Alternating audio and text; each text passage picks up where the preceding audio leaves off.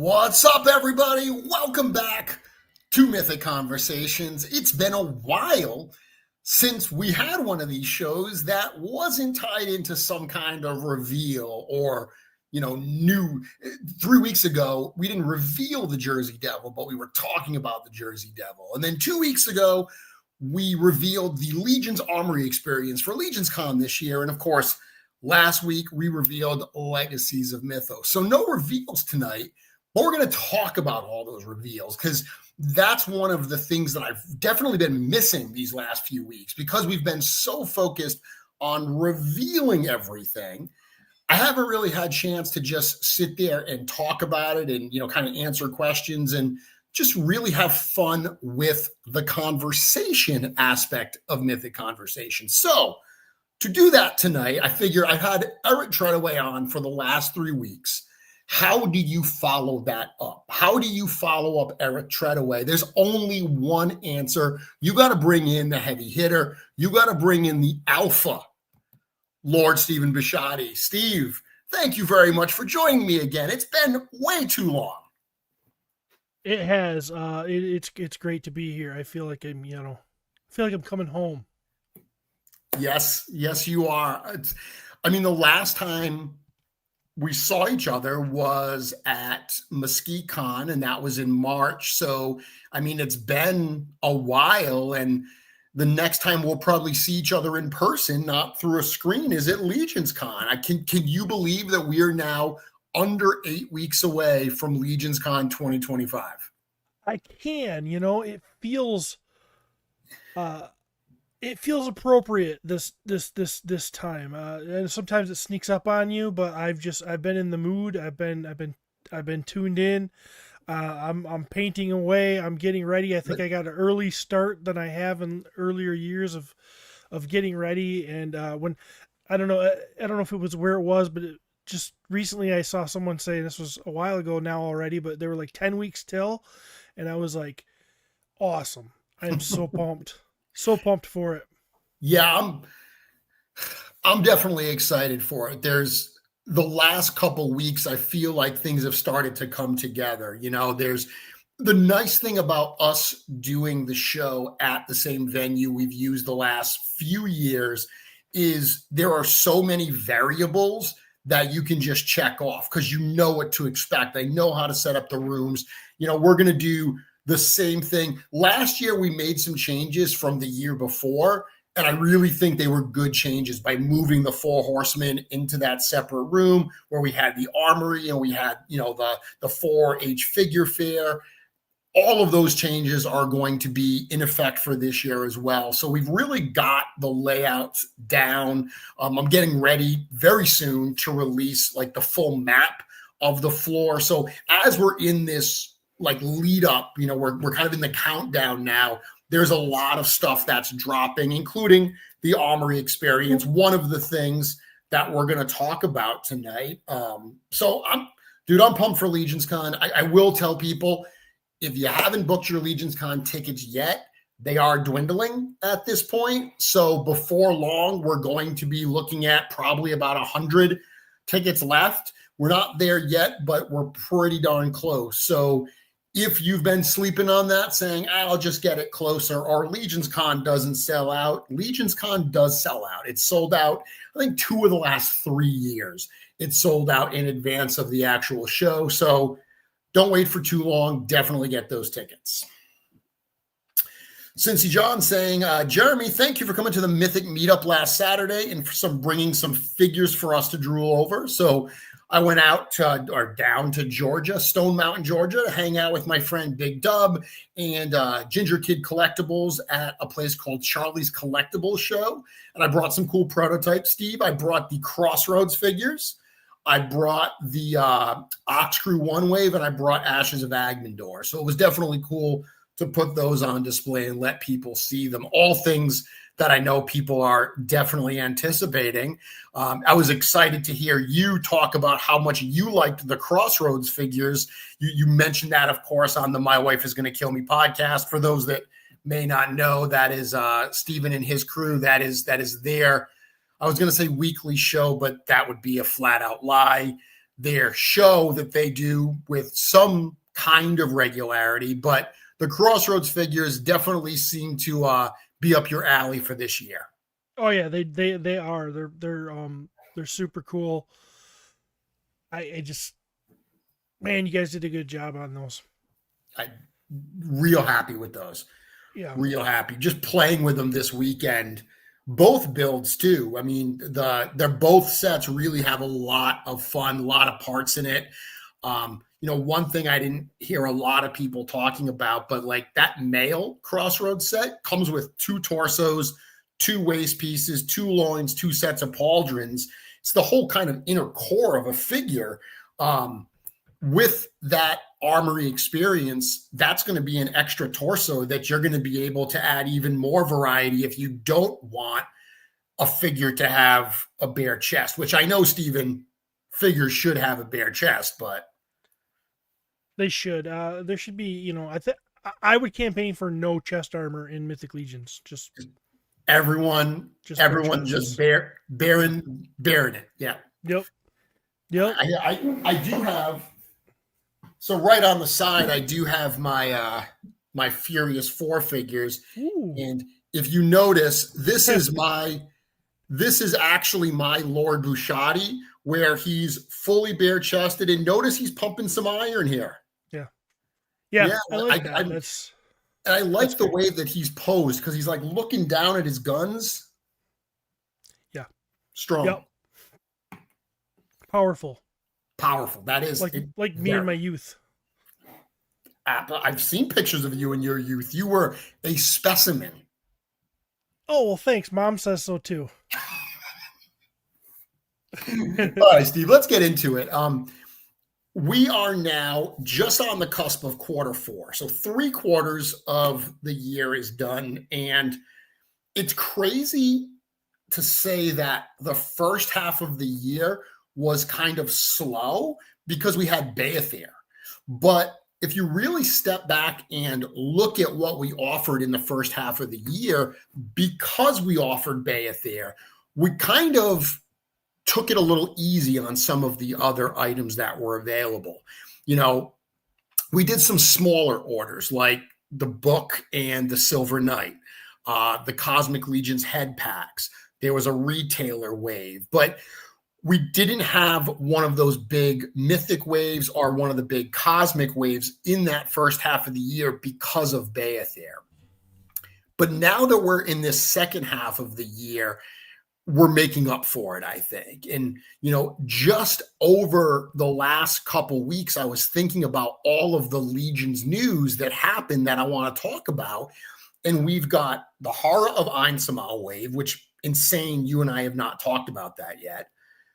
The arrival of the Silver Knight Legion builder. Now we've got the arrival of, we could even say the arrival of All-Star 6 if we wanted to. The arrival of OxKrewe Book 1, Jersey Devil, the announcement of the Armory, and now Legacies of Mythos. That's a lot of stuff that has happened just in the last few months. It's a lot. It seems like it just keeps coming. I was thinking about that. It's kind of funny because my brain was just telling me that we've been just getting pounded with stuff to offerings to purchase, but then you brought up to me privately before this show started how we did have kind of a slow start to the year, and I kind of almost already forgot that because until you said it, because it just does seem like we're on this roller coaster that keeps going. So I think the first thing that we just mentioned there, I'd love to hear a little bit about, your kind of take on Horror of Einsamall. Smaller wave, 7-figure wave, plus an accessory set, very themed wave. What were kind of your impressions of this this mid-year wave. Well, that Halvard Yep. is probably one of the coolest figures. He's right up there. I mean, I obviously don't have him in hand, but I already know he's right up there with some of my top figures. I mean, it's right up. It's right up my alley. Yeah, that guy. for sure. He's super cool, and I'm super excited to get him and play with him. Just love his color scheme. I love the belts. I love the soft goods. He's just cool. For sure. Yeah, he's one that absolutely I can imagine being high on your list. He kind of checks a lot of the boxes that I know you like in a heroic figure. And he's Noble Bear. I love Noble Bear, man. Yeah, absolutely. So yeah, I mean, he's awesome. I was blown away by the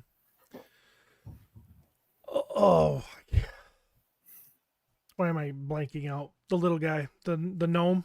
The gnome. Yep. Yes. Burris. Yep. Yep.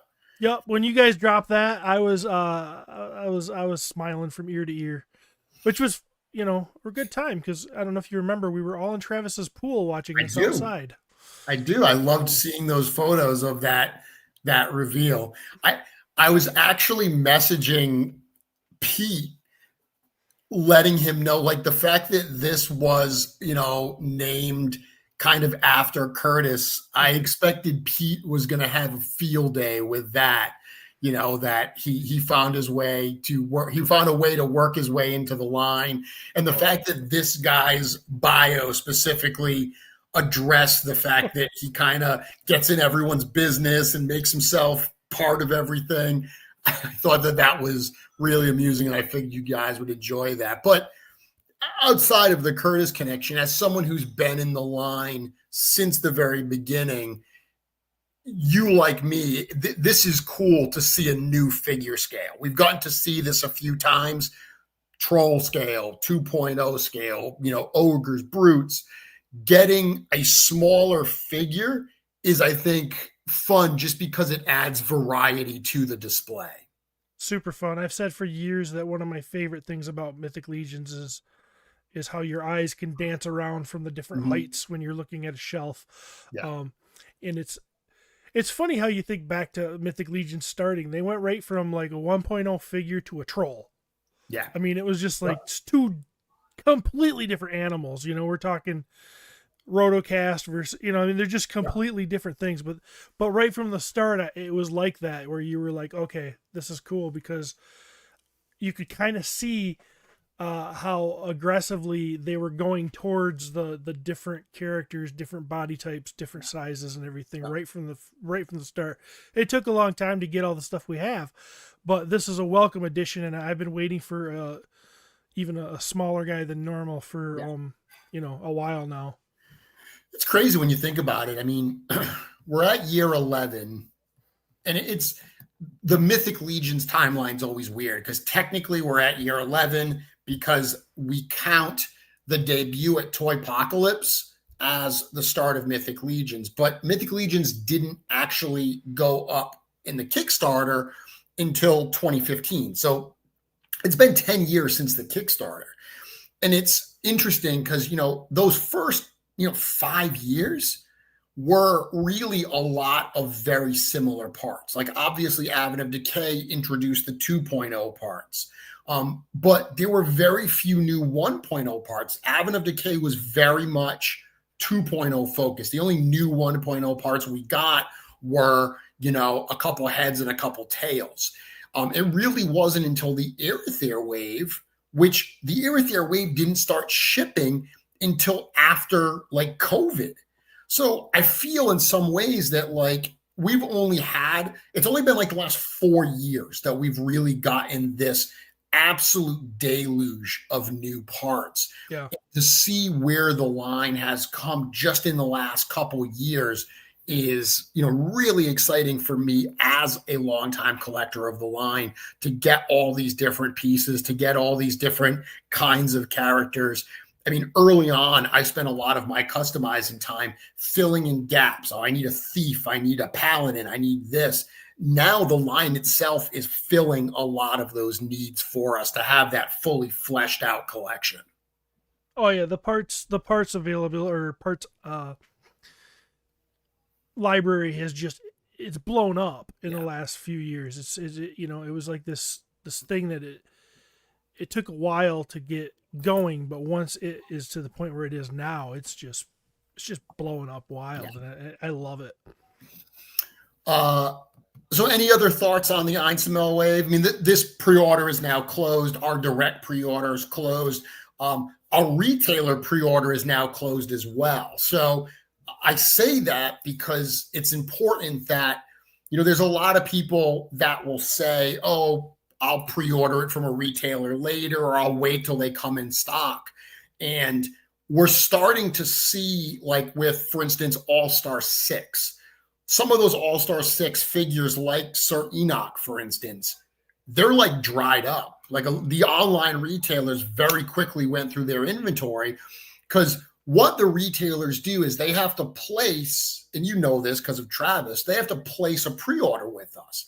So any of them that take pre-orders online, they figure out how many they need to fill those pre-orders, and then maybe they order a small amount extra to have for the future, for future shows or, online sales. But however many they ordered extra, once more pre-orders come in, there's a point where that's going to dry up. Ashes of Agbendor, a lot of retailers totally sold out of that. Again, we just talked about All-Star 6, OxKrewe 2, and part of OxKrewe 1. So I tell people that because if you haven't placed a pre-order with a retailer, a lot of retailers don't charge up front. So getting your pre-order in just really makes sure they know how many to order. But we're now at the point that they're in the diminishing inventory, where however many they ordered extra, as new pre-orders come in, they're going to start to diminish until they're sold out. So if you haven't placed a pre-order from a retailer, you definitely want to do so sooner rather than later. Yeah, and this wave has so much to offer. I mean, grain is awesome. And I tell you what, guys, I hope you just, I think you will, but I hope you keep going with the diorama parts, because I really enjoy it. Yeah, they definitely add some. They definitely add stuff.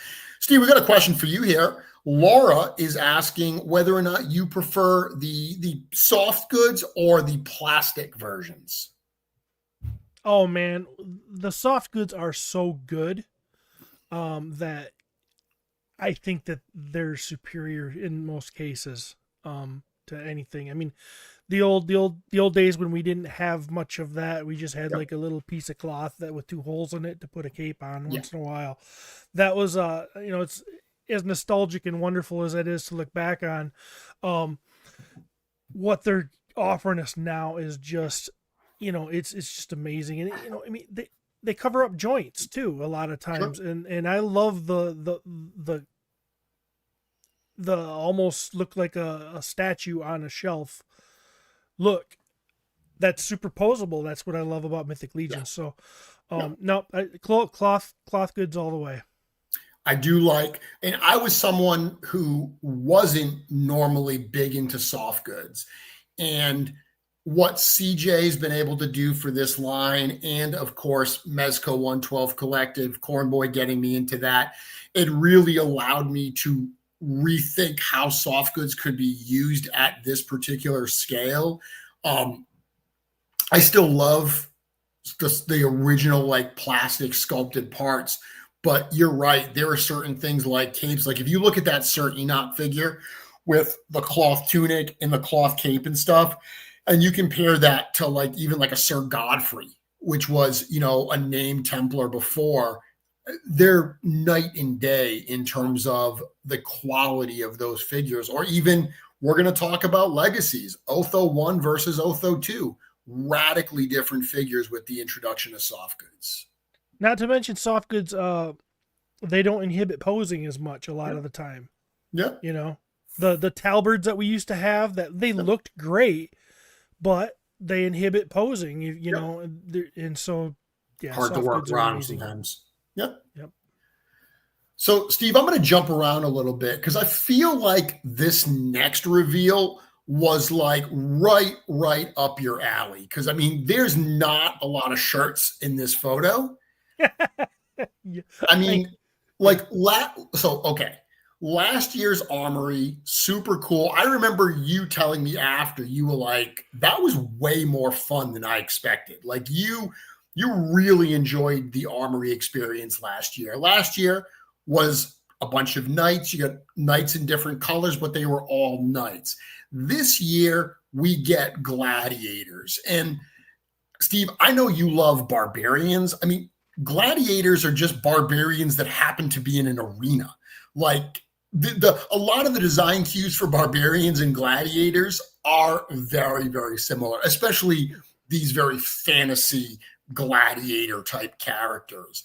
But I also love this year because even though they all fall under that theme of, say, gladiator, you've got a vampire or an albino orc. You've got a couple humans. You've got a demon. You've got a few demons.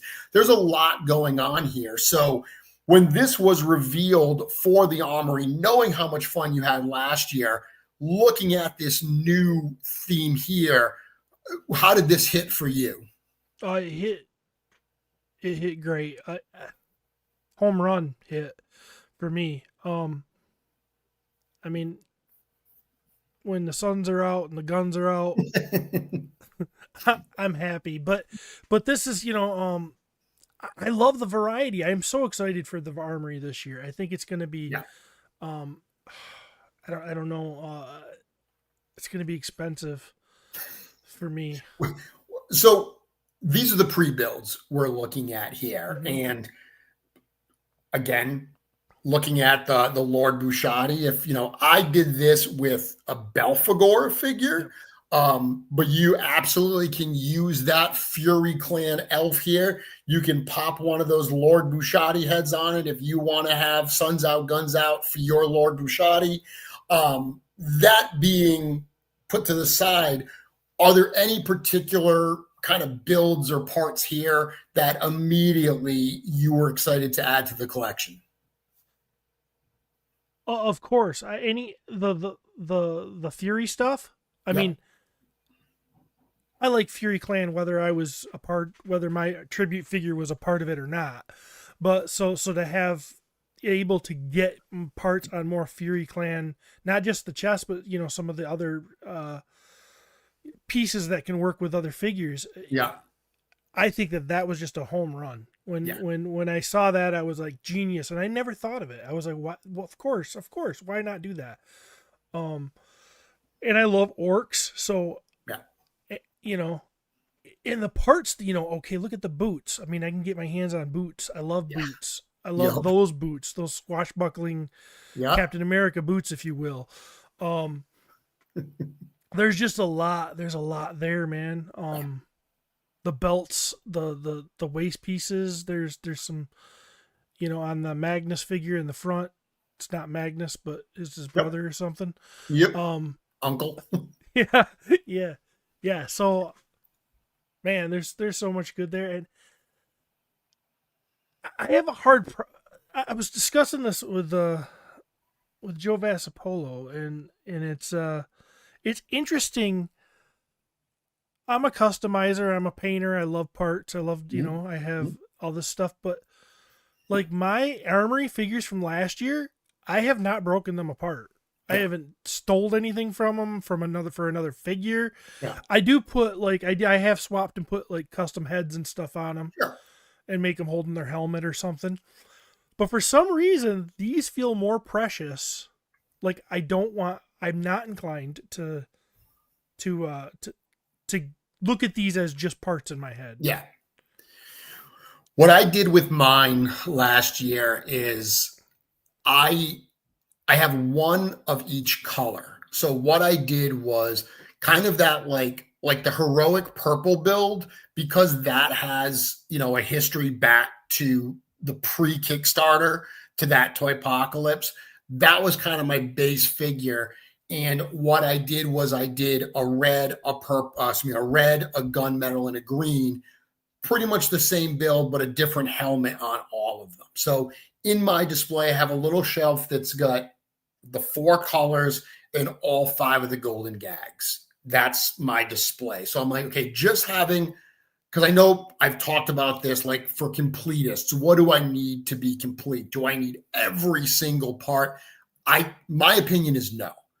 Now, No, I'd agree. oh, listen to this. We've said before that we're not going to sell just parts. It's unrealistic business-wise for us to sell parts because inevitably we're going to sell out of certain things and there's going to be others that stick around. And to take our shipping team to ship out little, like, oh, I just got to ship out a pair of arms. I got to ship out some pauldrons. Like the pick and pack on that, we would have to charge so much for those individual parts to make it worth doing. It just doesn't make sense. That's not our business model. I think about that though, and I'm like, if we did do that, would people need every single variation of every single part in order to feel complete? That's insanity. So to me, I say there's 2 options. Either you buy the all-in and you get all 10 of the pre-builds and that's complete. Or if you want to scale back even more, just get 1 of each color. If you have 1 of each color knight, I think that you're complete. Similarly for this year, I think if you get all 6 of these pre-builds, or if you build 1 of each upper body color at the show, I think that that's considered complete. Yeah. That's my opinion. I'd agree with that. In fact, my headcanon is I even write these completely off. Fair. I mean, they're they're just Yep. they're a side thing. They're a Legion's Con thing.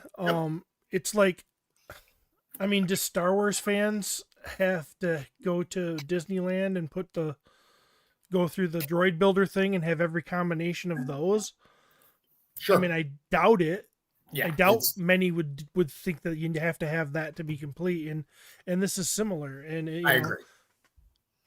Yeah, I agree completely. Yeah, I think my favorites here, I love Fury Clan as well, so I'm excited about that.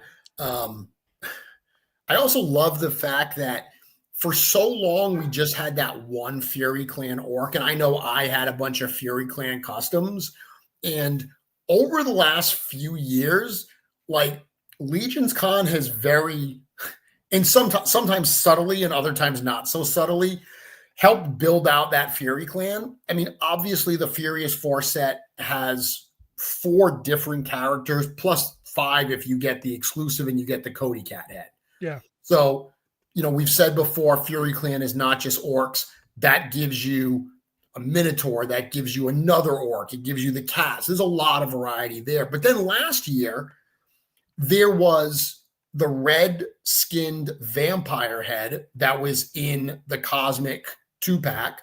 So that easily can be used as a Fury Clan vampire. And even the Magnus head, it's got some purple on it, but that Magnus head was also kind of meant to be something you could use with Fury Clan. And now this year we get this elf. So I love the fact that, to me, this is what is great about Legion's Con figures is stuff that's really hard to work into the main line. It slides in nicely as these Legion's Con pieces, and it allows us to build out these kind of niche sections of our collection. Yeah, it does. It's good. It's good stuff. I can't wait to get. Actually, I'm not a big vampire guy, but I love the looks of that right there. You're not a big vampire guy, but you do like orcs, right? Yeah, I love orcs, and that's Urzak's head, right? We learned that last year or last week. Yeah, we showed that 2 weeks ago and started that debate of like, is that a new sculpture? Is that not a new sculpture? And of course, that was us teasing the Urzak head a week early. And then we came back and let everybody know that, that was definitely a teaser from last week. So yeah, dude, I'm excited for that. I think that the Armory experience is going to be a lot of fun. I love the fact that it's a new theme this year. And I like I like that there's even almost like a little story around it. This idea of Legends of the Colosseum. So these are meant to be like these lost stories from the years of combat in the Colosseum, where it's like, okay, these are the characters that these legends were made out of. Not only those 6 pre-builds, but almost like any character that you build is a legend of the Colosseum. So that whole concept right there, I thought was a lot of fun. Super fun. All right, let's see what we got next. Is there anything else you want to jump to specifically, or is it dealer's choice here? Dude, I'm on the ride with you. You're in the driver's seat. I go where you go. Okay. So let's go backwards from the Armory. Let's talk about Figura Obscura. So our second Figura release this year, we did release one earlier in the year, almost about as different, like tone and theme wise as you can get, which is one of the things I love about Figura.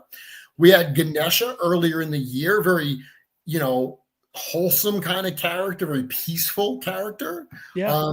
And then we follow that up with our first cryptid in the line, the Jersey Devil. Now, this is obviously a cryptid that is very prominent here in, New Jersey and on the East Coast. Were you familiar with the Jersey Devil prior to this release?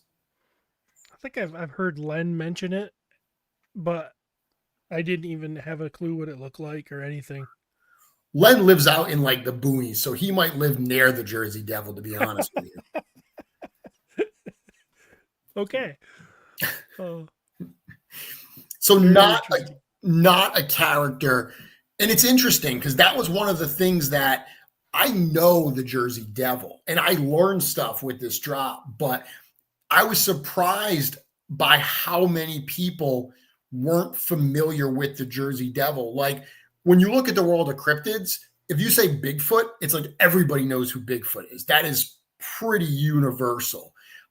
Jersey Devil seemed to be one that was much more of pocket familiarity than I was aware of, which is cool as well, because one of the things we love is being able to introduce these new characters and stories, and in this case, legends, to a wider audience. But familiarity aside, what were your thoughts about this character? Definitely a bizarre looking creature, very demonic looking and stuff. What were your thoughts? It's just crazy. I mean, when I saw it, it was like, because I had nothing to, I didn't, I mean, when I looked at the picture, I didn't even know what it was until I read it was the Jersey Devil. But it's just so wild because of the head is so big, and and then the body is still big, but it's not, its proportions are strange, and it's just very creepy. It looks like it's going to be a lot of fun. It'll be fun to get our hands on those new double joint legs, see how they work, see how they hold up. Yep. And the wings are beautifully painted, or they're kind of like a translucent in some areas, right? Yeah, they're I had said this when I was on the show with Eric. They almost, when you look at them, you almost expect them to be squishy, toys that have like very squishy type parts to it. They do, but they're not. I mean, they're just the Aerother wings or the Varg wings. We've seen these before. I mean, Steve, I'll tell you honestly, when Eric told me that he was going to use those wings, I was actually bummed. I was kind of like, oh man, we've used those wings for so much. I really like to see something new. Unfortunately, those wings are kind of perfect for the figure, so it didn't make sense to redo them. But when I saw the paint job on them, any apprehension I had went away, because they're painted so uniquely that when you look at them, even having used and held those parts for so long, they absolutely transform the way those look. That is one of the things that, unlike other figures that were in stock when we did the sale, When we dropped the Jersey Devil, I mentioned, hey, we had to do the Jersey Devil when we did because there's other stuff coming. Well, guess what? Legacies was that other stuff coming. So we had to make some tough decisions. The Jersey Devil should be in the studio in the coming weeks. It's on the water right now. But this is one that I think when people get in hand, they're going to be like, wow, this really is a cool looking figure. The way the light catches on those wings, it's going to look really, really good on display. It is. It's going to be fun. I always love Figure Obscura. Can't wait for more. It's exciting line for sure. But stepping back for a second, you mentioned the double joints. And I mean, that's something that I know as a longtime Legionnaire, as someone who's defended single joints against all of the people calling for modern articulation and double joints and this and that. I know that that's something that when you first saw the double joints, you were even like, oof, I don't know if I like this. And, we said, give it, hold off judgment until they're in hand. Everything's not going double jointed.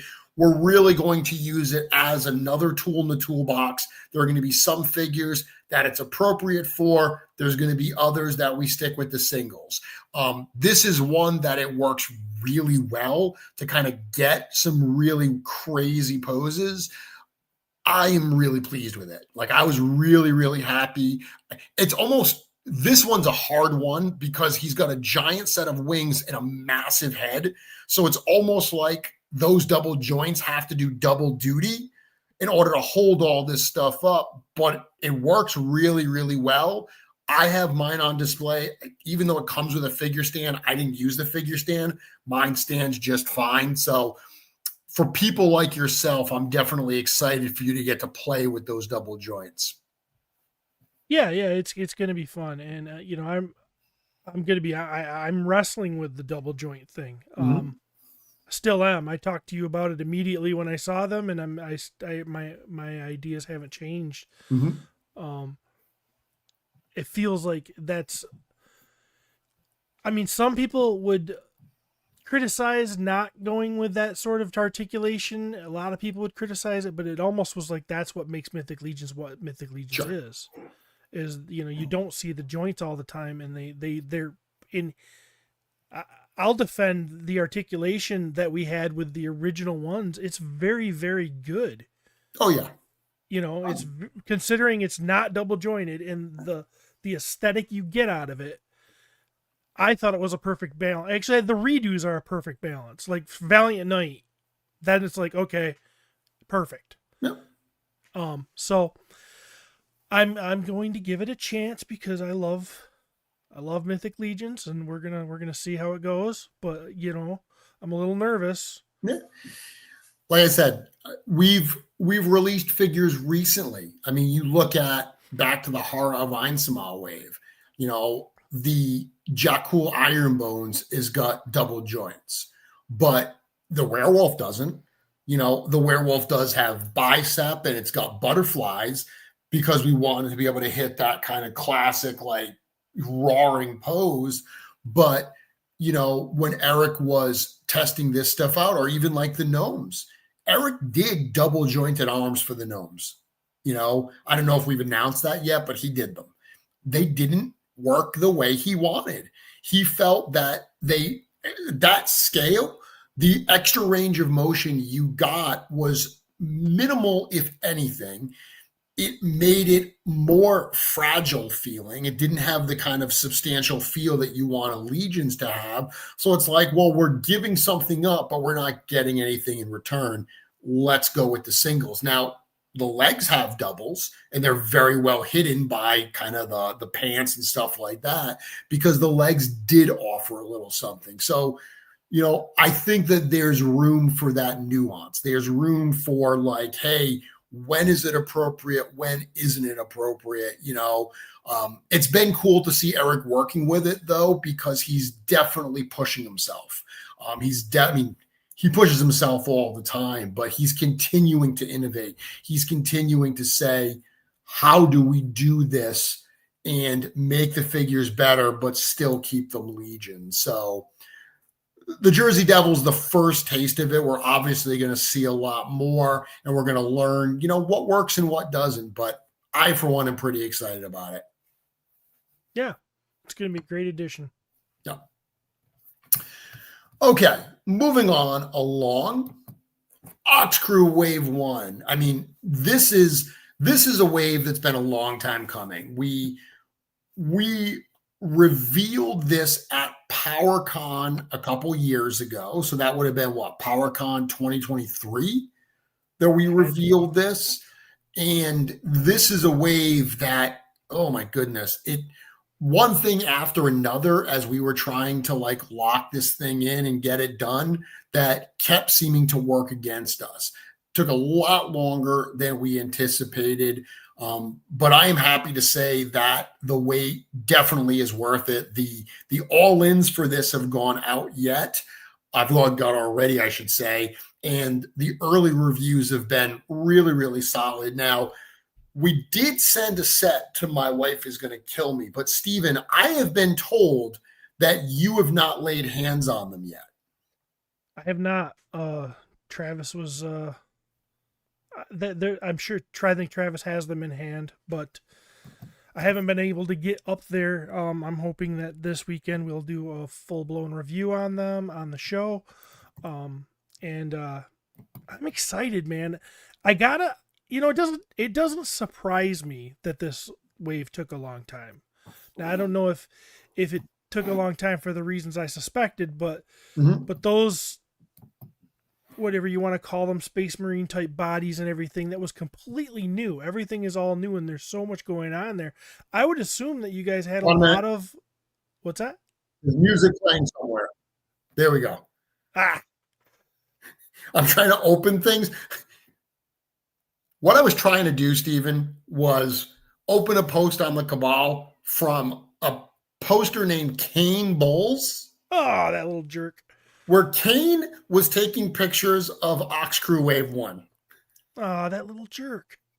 So you, as the leader and founder of the My Wife Is Going to Kill Me podcast, have not gotten them in hand yet. But Travis's son is opening them and posting photos. We might have to throw that out there. A little toy drama for your next episode. Well, after the show's over, maybe you and I need to change the shipping address. For the My Wife Is Going to Kill Me. We might have to do that. Review wave. So we do have a few comments here. Thomas saying, just unboxed my OxKrewe last night. They're fantastic. Super excited about these new parts and characters. Ularia and the Bearded Husband, which is Velok, look better in person than reviews than they did at the reveal. I admit I have regrets now. If you got regrets, trust me, get an order in at a retailer before long, because these are not going to last. Last one, Cincy John saying, those suits look incredible in person. I don't collect Cosmic, but seeing them in person at CCS, wow. Yeah, I had them all out at CCS. Very cool. They're definitely a lot of fun. I think you're going to like them. Is there one in particular, Stephen, that you are... So when you walk into the podcast booth and these are all on the table, which one are you picking up first? Velok. Yep. I want to play with that body. Makes sense. But I'm really excited about the skate back too. Yeah. So that's going to be fun. I remember when you guys, I was there in PowerCon when you guys had the reveal, and I just was really impressed with that thing. It looks seeing it in person, like pictures I don't think pictures ever do that one justice. For the most part. Sure. It's hard to get a scale on it. It's bigger than you think it is. Yep. There's just a lot going on with it, and I think it's going to be a lot of fun. I mean, one of the things that I realized is, out of the box, these figures have a lot of different things to offer. I mean, so the 3 OxKrewe members are so much fun. Those armors, they're so super bulky. Speaking of articulation, they're not the most articulated figures. They have all the standard Legion's articulation, but the nature of the bodies hinder a lot of that crazy movement. That doesn't bother me at all because I love giant, chunky figures, and these deliver on that so much. Orvar is my favorite of the group. I love the little build. I know we're going to see all the dwarf fans. I've already seen people turning them into space dwarves. I know we're going to see a lot of that, but those figures are so much fun. But then the rest of the wave offers a lot of difference. Thraxian Scout, I saw someone in the chat saying I'm going to get a Thraxian to use with my Mythics. That figure is a Mythic Legions figure if you want it to be. It is, there's nothing on it that's not organic. There's no like technology parts. It can completely work in those other types of displays.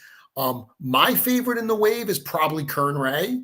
That kind of wasteland scavenger look just does it for me. I love the way that figure looks. The skateback is probably my least favorite in the wave, and that's not taking anything away from the skateback. It's just, it's very different, you know, a beast type character. I love our horses, but for me, horses hit differently than figures. And then OxKrewe is a ton of fun. David Williams posted some really fun photos earlier today. David Williams, your table mate at Legions Con. Yeah. Saying that OxKrewe is like his new favorite Legions figure. Kind of sounds like everybody in the Mythic Legions community has these figures but me. Well, no, I mean, they are where I've shipped them to you. We've shipped them to you. I know. That's what I'm saying. There's a problem with the shipping address. I think that's what it is. I think we've got to correct that here. Yeah. Great wave, all in all. Like I said, been a long time coming. And before we know it, OxKrewe Wave 2 will be shipping as well. That 1-2 punch, we'll have that in hand before the end of the year. It's been a while since we got Cosmic in hand. We're also going to get the head packs as well. So it feels nice to end the year with kind of that infusion of Cosmic. It's going to be super fun. And I remember seeing Orvar in person. His head has got to be one of the coolest paint jobs. Just the way that was done, it pops so great in person. Oh, yeah. I am very excited about that little guy as well. Absolutely. So moving along, Stephen, I think that brings us to kind of the big news that we had last week. And that, of course, was the reveal of Legacies of Mythos. Once again, Kickstarter 1 backer, both you and myself. Did you have an Urzok and an Otho in your collection already? Yes. Okay. So you've got those two. So a couple questions. One, what were your thoughts? We got to see Otho at Legions Con last year as a teaser. We get the full reveal. We get Urzok. What are you thinking about these reveals? Very, very excited. Like I said, I've had my Otho, but this Otho, it's superior, of course. It should be. It's how many years later?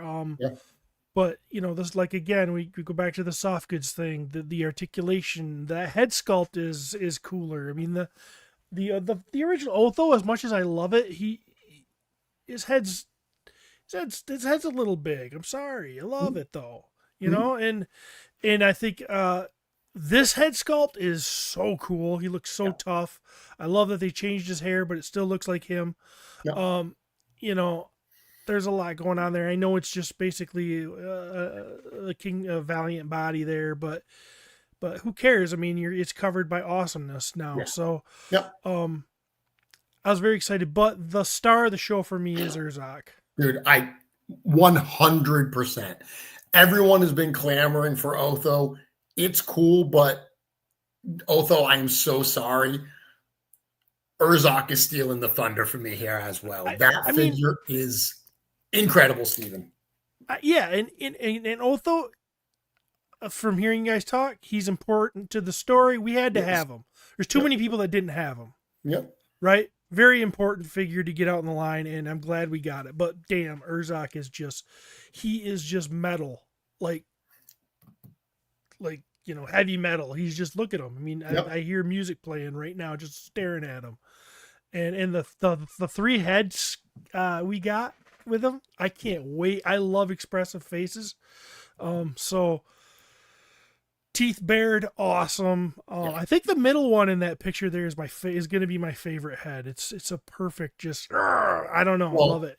the middle one that's Eric's preferred head. That's the one in the package. That's the painting that Nate Barch did. That is kind of the head he wanted to put on it. We also had to do the stoic head because we wanted it to be like the original. I'm going to say my favorite. I don't know which one my favorite is, but the one that I have on display in my collection is actually the third head, the fully mouth open. Just because we don't have another orc head like that, that was the one that I had to go with.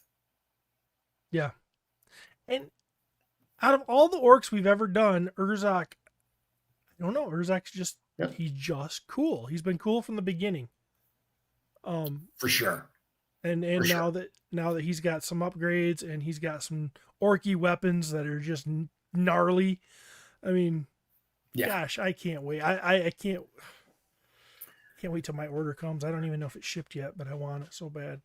We've got Joe in the chat saying, these two mean so gosh darn much to me personally. Finally have the finished figures in hand. It's something I needed back in my life. I mean, Joe Vassapolo, another obviously long-time Legions collector. Sure. Two major characters. I don't know if we mentioned this last week. Joe's the one that did the paints on the prototype for Legacies Wave 1. So very cool that Joe got to work on that. I've made no secret of how much I love working with Joe on projects, and he absolutely killed both of these figures. Back to Urzak. The heads are great. To me, those weapons, like to get 3 brand new weapons and then feel so orcish, because that was always one of my gripes with the line. And it was an understandable situation early on that there was a limited, budget for these things. The figures had to share parts.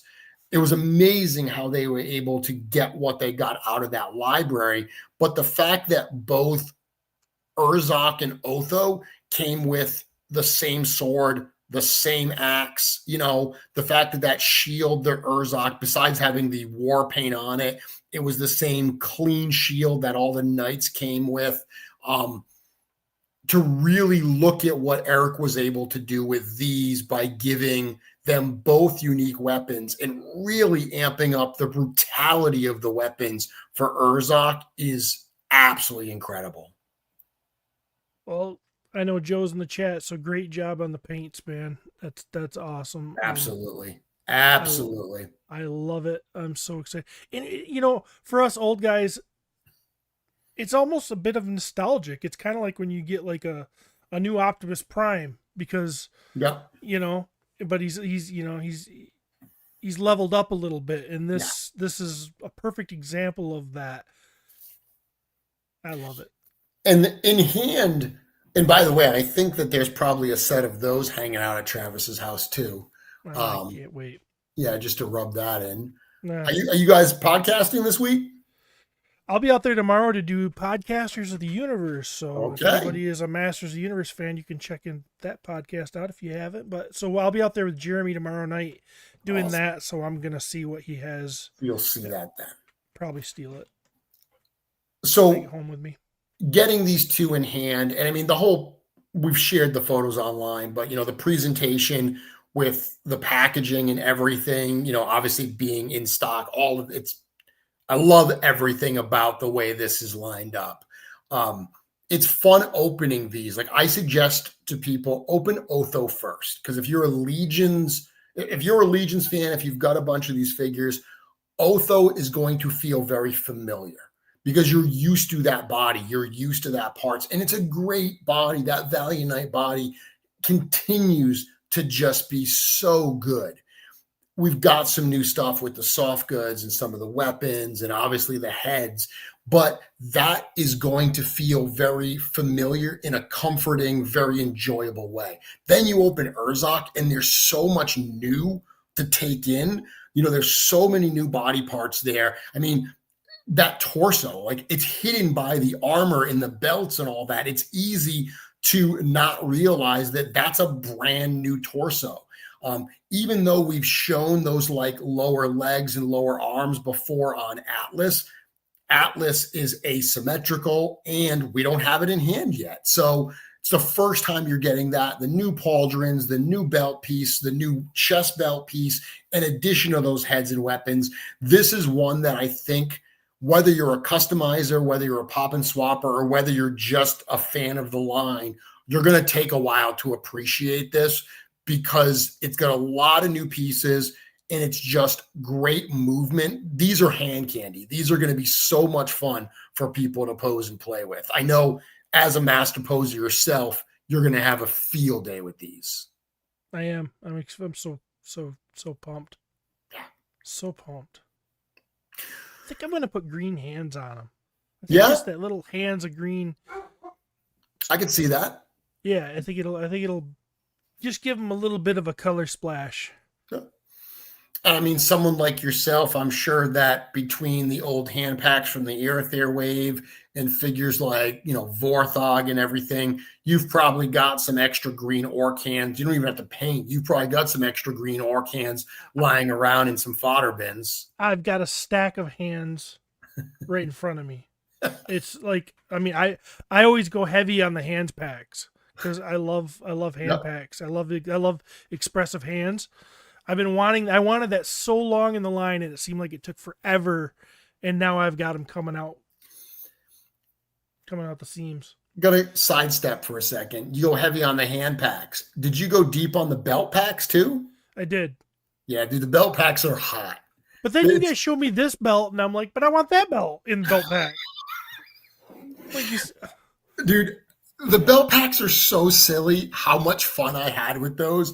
Just like taking 2 and 3 belts and putting them on new figures and just like, oh man, that looks so good. It's such a small little thing to like kind of glow up some of those older figures.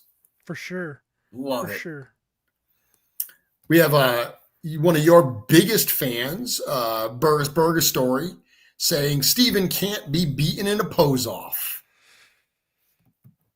True.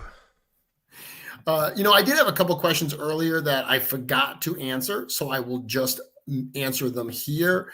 Ted says, are the grungy parts from the Armory the same color as what's on the Crossroads Warrior figure? Joe, who's in the chat's probably a better person to answer that because I don't have the Armory in hand. I want to say they're a little bit different, but they definitely thematically look pretty similar. They just might not be 100% exact. Will Marley heads include the little chain? Talking about the figures on the Armory, it will not include the chain. It doesn't have the chain for those. And those were the ones I wanted to get to. I thought I had one more, but nope, that's it. So, Stephen, you just mentioned that you're not sure if your order shipped yet. So you placed a pre-order for these in the in-stock sale, it sounds like. Yes, sir. Yep. Yep. I just got one set and Okay. I'll probably order some from Travis when the other opportunity comes along.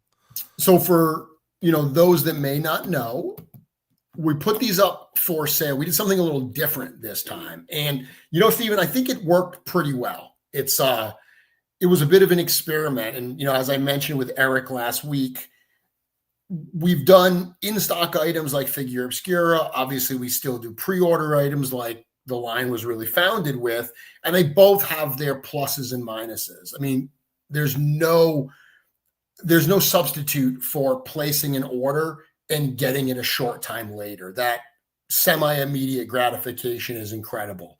I do know there are some people in the chat that are saying, oh, I didn't get my shipping notice yet. Literally, we just did the sale 2 days ago. Give it a little time. A lot of orders came in. We did say it's going to take, a week or so to get, all the orders out. They are on the way. That team is kicking butt getting these out. So if you don't have your tracking yet, don't worry. Give it a little time. We will post once they are all out, but they are working. So love that immediate gratification, but the downside is we have to guess at a number and we can't sell through retailers. And there's a whole bunch of, drawbacks to it that we, when we do the pre-orders, the exact opposite. It takes a while, but you get a lot of those other buying options. So this best of both worlds, where we did a small run on Monday that was in stock, it sold out in just over 4 hours. And then this coming Friday, the 19th, they'll go back up at Store Horseman and they'll be available for pre-order. And the in-stock, we did these together. You had to buy them, even though they're boxed separately, because we made them in equal numbers. We wanted to sell them in equal numbers. But in the pre-order, because we're making to order, we're going to allow you to order whatever you want. There's no purchase limits. You can order them separately. You can order more of one than another, really whatever you want to do. So I really like this option. Then, of course, you mentioned getting them from Travis. Travis is an approved retailer. That will be another option later, like we do with all of our pre-orders. If you don't get it direct from Store Horseman, you will have the opportunity after the fact to get it from some of our retail partners. So I really like the way that has worked, that, even someone like yourself getting one set to get it now, but then deferring, maybe getting some extras. Once you have it in hand and play with it and you determine how many extras you may want, you can make that decision later. Yeah, absolutely. So a question I have is for you is that 4-hour sellout time. Did that blow away your expectations? Was that what you kind of figured it would be? Way faster than I expected. Okay. Way faster. If we had not limited it to 2 per person, my gut is it would have sold out in under an hour. It would have been crazy, because we sold a sizable percentage of the entire run in the first minute of the sale. So I think a lot of people went heavy, and then, but what we did was we set a limit of 2 per person for the first 24 hours. We said, if it gets to 24 hours, we will lift limits. In our head, there was a chance it could get to 24 hours. Like, we were like, okay, it could sell out in the first 24. It could not. We were pretty confident that if we got to that 24-hour mark and lifted limits, it would then, whatever was left would quickly sell out. We figured it would be close to 24 hours, worst case scenario. To be at 4 hours and sell out of the run was dramatically faster than we expected it was going to be, for sure. Interesting. That's always fun stuff to talk about. Yeah, this was something that this was something that the fans have been asking for a while. They want these characters, and I think, look, we read the comments. We see what we're in the community, right? We're not a toy company that's not in the community. We're very accessible. There's a lot of requests and comments that people make that for one reason or another, is not feasible for us. I say this all the time. People make very well-intended comments at times, but they only have a small percentage of the information. And if they really knew everything, they'd realize why that's just not feasible. But whenever people ask for things, we do say, like, hey, is that feasible? Is that something we can do? Wanting these 2 characters, wanting them to be really like tricked out with new parts where appropriate, wanting to do in stock, those are all reasonable requests that we were like, yeah, we want those things too. So I think to be able to check those boxes here and deliver on those things really reflected in how the community supported this sale. Awesome. So great question. Curtis says, was this first run of Otho more than was produced in the Wave 1 Kickstarter? Curtis, I do not know how many were produced in the Wave 1 Kickstarter, but I would bet anything that the answer is yes. Because some of those lower produced figures in that first Kickstarter were very, very low numbers. So I think that it's definite that this first run we did of Otho alone would be more than the Kickstarter. Urzok, I'm not sure about, because Urzok was a more popular one in that first Kickstarter. So that one I can't answer for sure. Just checking the comments here, Steven. See if anyone has anything worth bringing up.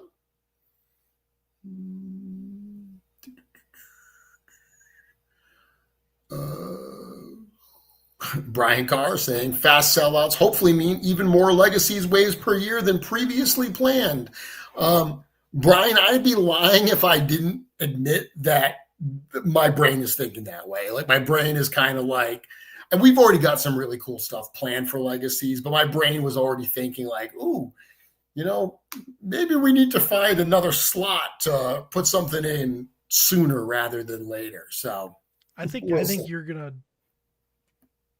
Legacies thing is gonna continue to be extremely popular. I could think of, yeah. I mean, there's a bunch of figures right off the top of my head I would love to see 2.0s of, and you know. Well, let's do that. I've seen a lot of people doing their Legacies wish list.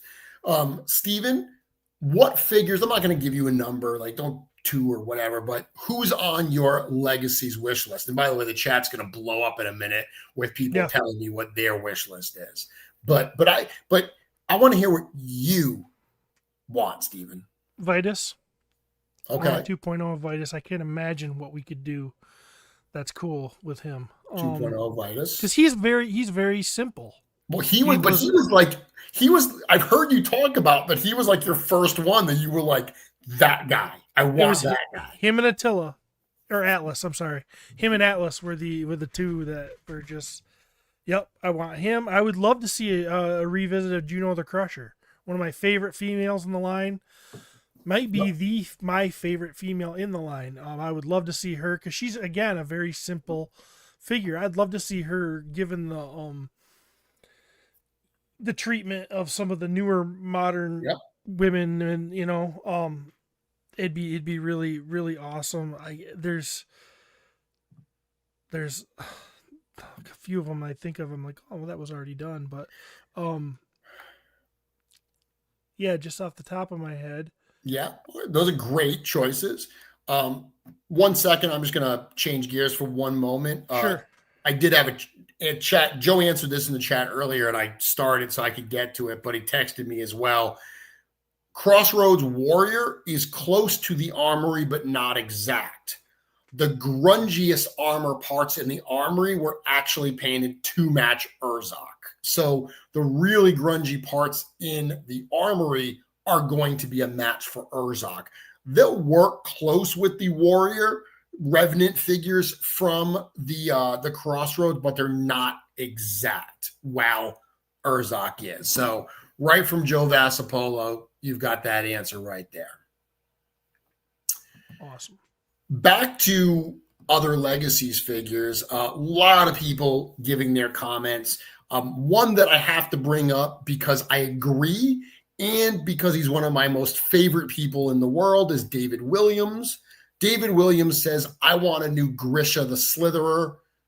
Absolutely. Grisha's one where Grisha's like a love it or hate it type character. I know a lot of people find that like helmet design very divisive. As soon as I saw Grisha in that second Kickstarter, I was like, whoa, that's a cool looking figure. So Grisha is definitely one that I can agree with. And we've got a lot of people here, a lot of votes for Morgulith, Gwendolyn, Asterion, all the dwarves, Hera. I mean, every Sir Galeron, everyone's kind of got their picks of what they'd like to see. And I think that's one of the cool things. for me, Legacies very much is replacing some of the excitement that I think we used to see with All-Stars and All-Star voting. And while currently we don't have any plans to have votes on Legacies figures for a couple different reasons, never say never. We might at some point do some fan voting. We love fan voting. So that might be something that we do at some point. Yes, sorry, a lot of people saying they want new trolls. New trolls, yeah, that would be. Yeah, I don't know if I'd want redos though. Yeah, I don't want because that's the whole thing. I'd love additional trolls, but I don't want yet another version of Forest Troll and Stone Troll and all that. Like, if we're going to do new trolls, I want brand new ideas. Whereas Legacies is once again going back and doing updated versions of these core characters from the story. Yeah, exactly. Kirby's asking for Warrior. By the way, if you haven't checked out, we talked about the Armory experience earlier. If you haven't checked out Kirby's Armory assistant, absolutely go do that. Super awesome, super helpful, allows you to pick and choose parts so you can kind of plan what you're going to do for the Armory before you get there. That was a huge help last year in terms of moving that line along. So thank you very much for Kirby and his team for putting that together. So anybody else, Steven? You said Juno, you said Vetus. Yeah, I would like to see some redos on the goblins.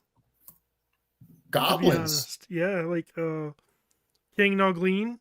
Yeah, I think Noglin and Snag would probably be my picks. Yeah. I just think like Noglin, I think you could really amp him up, and Snag too. Snag is so good already, but he could be. Yeah, you could do a lot with him now that I think about it. His arms are kind of basic. You could really put some armor on him or something to go with him and amp him up. But yeah. Well, even just the expressive faces, you look at the expressive faces on Urzok, like Snag has that expressive face with that grin, but like you could do, I think, some fun stuff with characters like that. You absolutely could. Now, one figure, Steven, that I don't think needs Legacies treatment. I have to wonder if your top 10 figure of the year list for 2025 is Legendary Barbarian going to be at the top of that list? Because I feel like that figure was one. We talked about the Armory checking a lot of boxes for you. That Legendary Barbarian had to be just everything that you like in a figure. It is. I mean, that checked every box for me. That's kind of like the figure that, like, I thought that's what I wanted when Mythic Legions came out. I was like, I wanted this. It wasn't possible at the time because, the boots are just so important. Yeah. Those, and that wasn't, everybody had the same feet and lower legs back then. But, yeah, so to finally get it, it's like, it's so perfect. It's a perfect figure. So, and it was we're going back earlier in the year to talk about this. This debuted at ZoloCon, but it was also a fun figure that, like Figure Obscura, even like Legacies, just kind of rolled in from nowhere. Like no one saw it coming, and then it was just like, bang, we're going to have a legendary time at ZoloCon, and then Legendary Barbarian. That's one of the funnest things when you get a break at work, you jump on Facebook, you scroll, and boom, what's that? Where do I get it? How do I get it? I need it now, and that's fun stuff. And we've been doing a lot of that recently with all of these surprises and drops. Yeah, this is a figure. I was playing with the Barbarian today because I needed its parts for work to do stuff. But even, after I assembled it again, because I was testing certain things, after I put it back together, I was just once again playing with it because it's been on display. The weekend of ZoloCon, I played with it a ton. It was in my hotel room, and just in the morning while I was having a coffee, I was just fiddling with it. I loved it. Since I got home, it's been in the collection. I don't pull the figures off. I have so many now that I don't pull them all off with regularity. And just appreciating it again today, I probably spent 15 minutes just posing it and messing around with it. And I just realized what, again, an enjoyable figure that was. He is one that when I walk by my shelves and I see him, I often double take and then I stop and then I take him out and I play with him a little bit and then I put him back. Yeah. Well, one of them, I've got 3 of them, I think now. So, and they're all open and they're all played. They're all just play. I don't pull them apart. So I don't do it. I just play with them. So you got 3 of them. Do you have all the 3 different hairstyles on them, or do you have custom heads on them? Nope. Each one has different hair. So you just got like a set of triplets, just all with different hair colors. Yep. Do I want my He-Man variety today, or do I want my Conan variety, or do I want the other one kind of looks like a girl I used to date? And then but the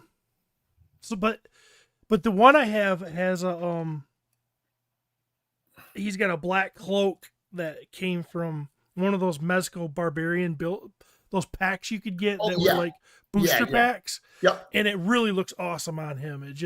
So that's kind of my favorite look is the black hair with that cloak. It really looks cool.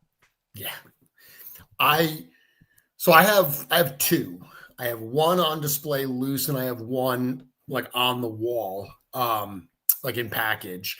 I have the black here, and the one thing I did was I took the fur cape from a Mythic Walter figure and I put that over one of the shoulders and stuff, like with the pauldron plugging it in. I like that little kind of fur cape look, very Barbarian like.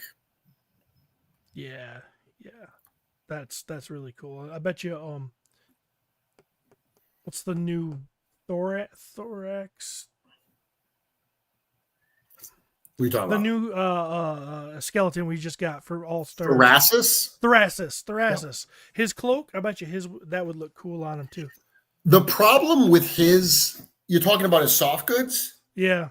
The problem is because Curtis did this, and the Thrasis soft goods have a cut in the front to show like the bones. Yeah. So it ends up looking a little weird on the Barbarian because he's just got this weird, I'm going to say he's got a weird hole that shows his muscles. And I know Steven's listening to that going, yeah, that doesn't sound like a problem. No, it looks like he's been in a battle and is ripped, and that's cool. You can see his pectorals. We all want to see. So, by the way, was that figure supposed to come with 2 of those? 2 what? 2 of those soft good pieces. Thrasis? Yeah. No. You guys gave me an extra. So I actually have an extra. Yeah. Yeah, no. I opened it up and there was 2 in my packaging. I don't know. Okay. And I was like, so. But isn't it on? It's on the figure.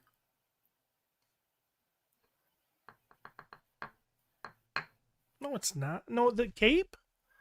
Oh, the cape. I was thinking okay. When you said the Thrasis, I was thinking the like tunic. No, yeah. When you said that, now that switched my brain, but I'm not talking about that. I'm talking about the cape. Oh, I think that would look cool. That would. It's look not cool supposed to have 2 of those either, but yeah, no, that cape would look cool. Yeah. All right, so we've got about 10 minutes left, Steven. Mm-hmm. We've covered a lot of the stuff that's happening. I mean, the Silver Knight also arrived. The Cosmic Legion's head packs are about to arrive. I mean, all that stuff is going on. We talked about all these reveals, all this news. Now we're entering quarter 4.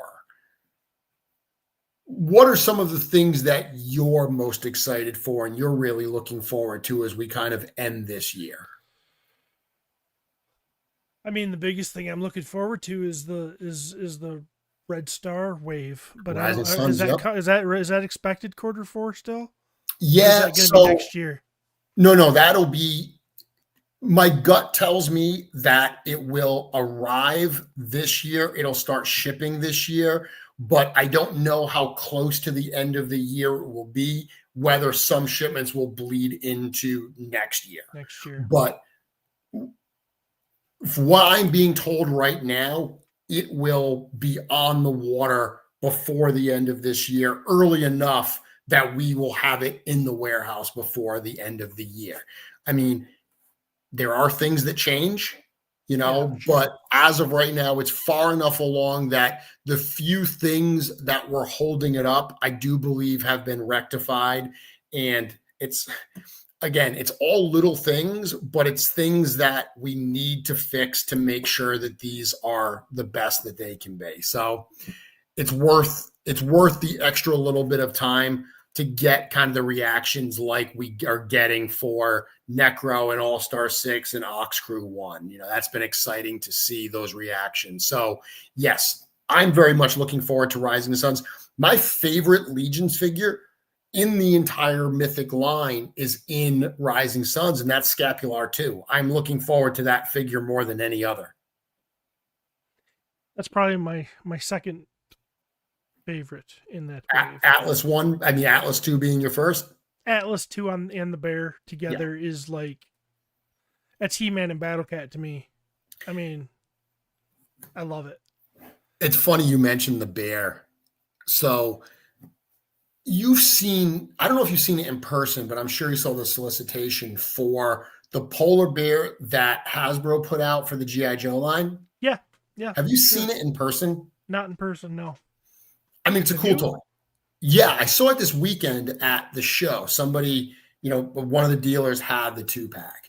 And it's a very cool figure. The price of that I forget what Hasbro charged for that 2-pack, but to get the Snake Eyes figure with the bear, I believe it was a reasonable price. It's a great figure for what they put out.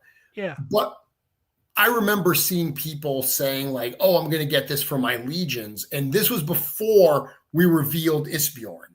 And I knew we were doing a polar bear. So it's all I could do not to say guys, don't spend your money on it for to use for Legions. We're going to have you covered. But seeing it in person, I was like, holy crap, our bear is going to blow people away because it is so big and so heavy. It's got that slog level of ridiculousness. I remember when we used to hand people slog and they were just like, what the hell? How big and chunky and solid it was. Bodvar is every bit of that. Bodvar is, that's probably my number one thing as far as what I think might show up this year that I'm really is Bodvar and Atlas, because those are, Atlas is my favorite character. He's got his bear that we all talked about forever. I don't know what got a bigger pop, the dragon or Bodvar. Dude, Bodvar got a big pop. I think the dragon, everyone knew it was coming, right? You were in that room and you saw all the other members of the studio start to come in and line the sides. And there was just this energy. When I watch Brad's documentary, my favorite part of that documentary is right at the end in the credits where they have us in the room bring it out. Just being able to see even that few seconds of film and relive that moment is goosebumps, absolute goosebumps. I bet. So much fun. You're talking about stuff that is coming that you're looking forward to. Right. I'm really excited to show off this next G-Con wave. It's so funny that I have no idea what to expect. After last year? Yep. Because last year was very unexpected. There was a lot of, so it's I can't imagine what they're going to do this year, what they're gonna, what swerve they're gonna take, or Yep. um, and so like it almost makes me. It's like, why even sit around and speculate? Yeah. Yep. Is the kind of feeling I got for this year. So I am excited to strap in and see what happens, and hopefully I'll get a seat this year. Damn it! Well, I'm very excited to reveal everything. I'm very excited for Legions Con. I mean, there's so much. Just like last year, Legions Con and G Con was like, here's the new wave. And then we also set the stage for some stuff that we're seeing this year, right? At the end of Reign of the Beasts, we introduced the role-playing game. We introduced, Beather, you just mentioned. There's a number of things that Legacies of Mythos. So excited to not only reveal the new wave, but give people a glimpse of what we're going to be talking about and doing and coming out with in 2026 as well. So that's definitely exciting. I mean, I have to ask. I've been dancing around it all night. All night, it's been in my head, and I'm like, should I say it? Should I not say it? What about the big matchup? Like Legions Con. I mean, Yeah. Come on, man. Like, you just. So it's my wife's gonna kill me live show. Saturday night, we usually hold that spot. It's a great show. Anybody 8:00, 8:00 on Saturday night. 8:00. We always get pretty good feedback from that show, and we have a packed room. And it's kind of funny because Jeremy was there. He was there to witness the start of this whole thing at MesquiCon when Dustin or David, what the hell's his name? Dusty? Is that his name? Yeah, I believe he goes by Dangerous Dusty. Yeah. So we're in the bar, and I'm having a great conversation with my friend Jeremy here. And Dusty just walks in boasting and just bragging about how big and strong he is. And he comes up to me and he starts kind of nudging me and everything else. And I'm like, what is the deal here? I'm trying to have a conversation. And he just wouldn't shut up. I don't know if he was drunk, if he was belligerent. I don't know what his deal was. But I'll tell you what, he rubbed me the wrong way. And I challenged him on the spot right there. I said, like, if you think you're so strong, then at Legions Con, let's lock these two babies up and let's see what happens. So I was right there. I saw all of this. Between you and me, I think there's been a lot of disrespect going on, and we're gonna remedy it at the My Wife's Gonna Kill Me podcast. We're gonna go at it with the arm wrestling, and I'm gonna rip his damn arm off. That's what's gonna happen. So I was there right from the beginning, and I gotta tell you, Steve, I love you to death.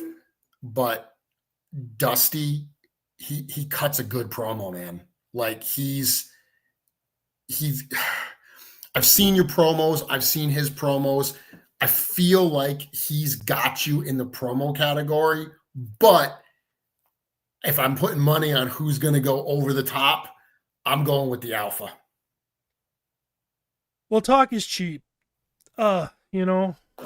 You can put on the suit and you can put the American flag behind you and ham up your little Southern accent, and you can talk all you want. But when the elbows hit the table and the wrists or the hands lock up, none of that is going to help you handle the force that he's going to feel. And I don't want to hurt him.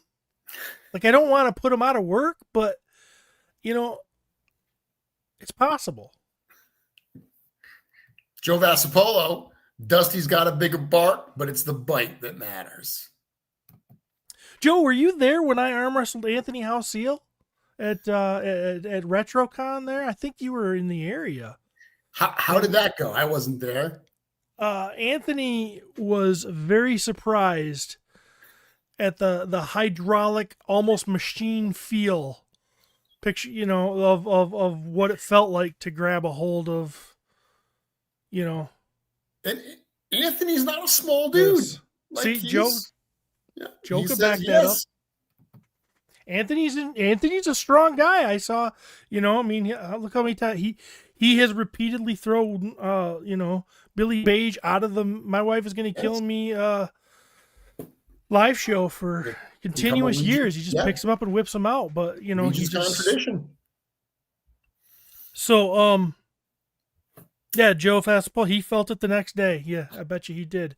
It's funny because so everything, if you don't know what we're talking about here, at Legion's Con, as Steven said, for the last couple years on the Saturday night at 8:00, the My Wife Is Going to Kill Me podcast crew, they do a live show. It's kind of invite only. It's definitely adult humor, but it's a lot of fun. Everyone who goes has an absolute blast. Last year they did a game show. The year before they, both you and Pete got tattoos live at the show. This year we're having the arm wrestling. And it's funny because I sit back and I think about Legion's Con, and at the buildup, as we get to the buildup for Legion's Con, I'm going to do more shows about that specifically, but I think about the origins of this show, starting as a little 3-hour get together after ToyCon. And I look at what it's become, and I love the fact that there are like stories that are uniquely Legion's Con, things that year in and year out, people are like, remember this. And then I realized that 90% of those stories involved you knuckleheads. Like, literally, people like the year that Pete bought out the big chocolates and with the Treadaway kids karate chop the chocolates, Steven doing push-ups with Joe Russo on his back, like all of these stories, I realized this stuff that's going to happen, this arm wrestling is going to be something. There's all of these stories that are uniquely Legion's Con, and I love that it's become that this has become an important part of people's kind of collecting lives. Yeah, it's great. That's one of the reasons I'm looking forward to it so much. I mean, our show is always fun, and I'm sure we'll laugh a lot with everybody this year. Except me, I won't be laughing. I'm going for the kill. But Are you starting the show with the contest, or is that that's the main event, right? Yeah, it's going to be the main event. It's going to be it'll be at the end. There might be a little back and forth. There might be a few things me and Dusty need to say to each other, beforehand. Understood. Maybe at the beginning, but yeah, it's going to be near the end. And I'm sure Pete's going to come up with another game show, and we're going to we always have music with the incredible Jeremy DeWitt, who plays a guitar like no one else. Nope. And so yeah, it's going to have all the beats that people have come to know and love. There is a minimum seating up there because Jeremy won't give us the big room, but you get the biggest conference room. The only bigger rooms are the actual rooms where like exhibitors set up. We could pack that. Dude, you know what I found out that I didn't know? Did you know there's a pool at that hotel? No. Dude, it's not open. Oh. I was there recently, and I was talking to one of the people that works there because they're doing some renovations. They're not done yet. They're doing them after this year, like after this calendar year, early next year. And she mentioned to me, yeah, and then maybe down the road, we're going to look into reopening the pool. And I was like, what? You have a pool? I didn't even realize it. It's actually, where the fire pit area is? Yeah. It's right behind there. There's a whole big building. I want them to just fill it in and make that more event space. Because they make it more event space, I can fit more vendors in there. And that's one of the things that I'm up against. But yeah, there's totally a pool in that hotel that I never even knew existed. It's not operational at this point. Wow. I thought you were going to say they could fill it in and then that could be the My Wife's Going to Kill Me venue for our live show. I mean, maybe that'll happen too. I mean, that's a big space, but if anyone can fill it, I imagine it's you guys. Yeah, there's going to be stories to be told, I think, after this year, and I'm excited to try to help make some of them. Now, you say that I don't give you guys enough space, but correct me if I'm wrong. That room holds 50 people. I heard some unofficial numbers of how many people you actually had in there. I know that Pete asked me and he said, hey, like, if we get a little bit more than 50, is that okay? And I said, yeah, a little bit more than 50 is not a problem. Unofficially, I was told that you guys went well above that number. Yeah, we did. Standing room only. Some people were, I believe there were some people out the door, maybe peeking in.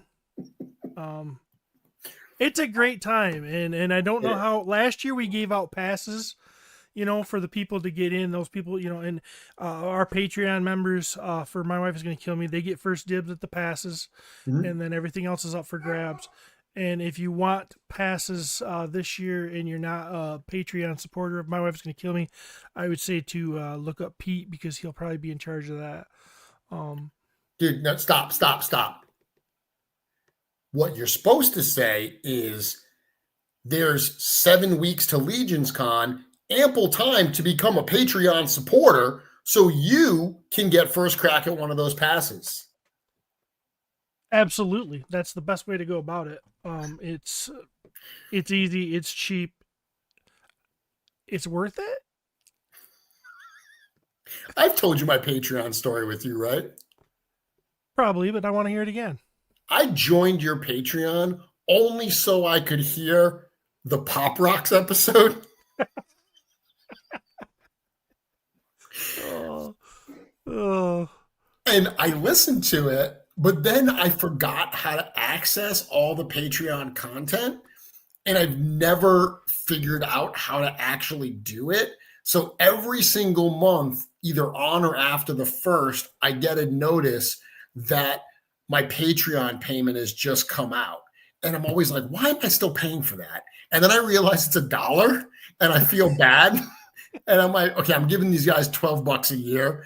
I think I can spring for this. I'll keep my Patreon account. We appreciate the $1, but we appreciate $5 more. I'm sure you do. $10 even more. So, no, that's going to be a bang up year, man. Yeah, it's going to be great. I'm looking forward to it a lot. Steven? Yeah. Thank you so much for joining me tonight. Before we go, we're just going to remind everybody we were talking about Legacies of Mythos. So this coming Friday, the battle resumes. That is Friday, September 19th at 11 a.m. Eastern time. Those figures, exactly the same figures that were available in the in-stock sale and are shipping now. Same figures, same accessories, same packages, same everything. They will be up for pre-order. So no minimums. You can order as many as you want. They're going to be available separately for $55 a piece. So if you want to get more of one than the other, you absolutely can do that. This pre-order runs until Sunday, October 5th. So it's not a long pre-order. It's only 2 figures, very small window. You've only got a couple weeks to get that pre-order in. If you are looking for these figures, one of the great things about this pre-order, Stephen, is unlike a typical, Legion's wave that has to go through tooling and all that, and is going to take, a year to 2 years in some cases. These are ready to go, obviously, because we already made some. So the goal here is that we're going to see a quick turnaround like we did last year for the graveyard. The graveyard skeletons, that pre-order ended on Halloween. By the start of January, they were already on the water and on the way to us. I don't know if these will be that quick. They certainly could be, but we're going to see a quick turnaround with these. Our expectation is these will be on the way to us in very early 2026, so they can be on the way to you. With that, any last words, Stephen, before we say goodnight to everybody?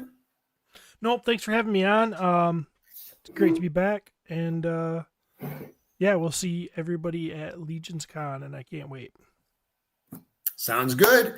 Everybody, I will not be here next week for Mythic Conversations because I'm going to be in the studio next week. I'm going back to New Jersey for ToyCon New Jersey. That's next weekend. So next Wednesday, I will be in the studio. I'm sure we'll figure out something. I mean, I don't know. Maybe I'll have a special guest on. We'll figure something out, but that's for next week. Steven, stay tuned. Everybody, I'll see you later. Good night.